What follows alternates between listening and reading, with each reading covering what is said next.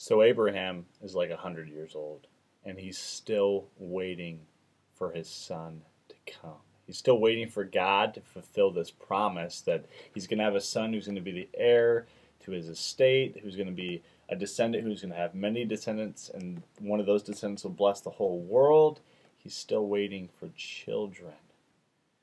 And God says to him, which is kind of ironic given the situation and how things are. In fact, it's so ironic that later on Abraham laughs because it just doesn't make any sense.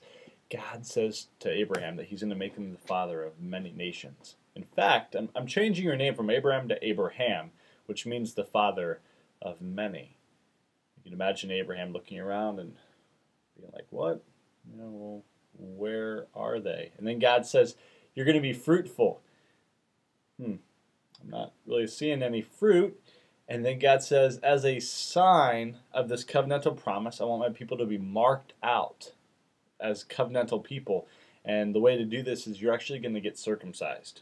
You're going to undergo a very painful procedure, and your children are going to do this, and your servants are going to do this. And you can imagine Abraham saying, why am I doing this? Like, it doesn't feel like God is holding up his end of the bargain. I don't have that son that he had promised me yet, and yet I'm going to do something that's rather uncomfortable and tell others to do something that's rather painful. And then it says that Abraham fell face down and he laughed. He said, will a son be born to a man that's 100 years old, and will Sarah have a child when she's 90? This doesn't make any sense. All rational worldly thinking would point to that this is completely preposterous. And so he laughs. And I think God's people have been guilty of this pretty frequently, but now and also in Scripture. We see Israel, and they're waiting to enter into the land of milk and honey, and it's taking a long time. And then you have the people who are in oppression in Egypt, and they're waiting 400 years for God to come to their rescue. And then you have God's people waiting for the Messiah to come, and it doesn't seem like things are getting any better. And when he comes in a way that they weren't expecting. He comes in a manger, and he doesn't overthrow this evil pagan empire. He brings his kingdom in a completely different way. And then you've got God's people throughout the New Testament, and they're living with this sense of expectation that at any moment Jesus is going to come riding on the clouds.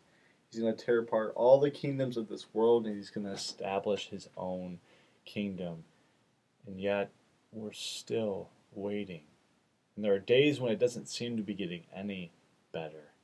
And we look at this world with a sense of irony, like, really, this is the kingdom come? But we know that that day is going to happen.